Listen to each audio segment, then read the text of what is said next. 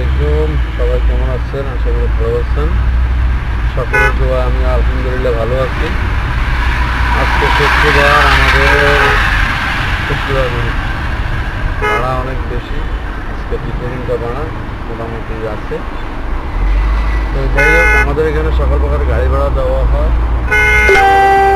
গাড়ি আপনারা চাইলে নিতে পারেন। আসসালামু আলাইকুম।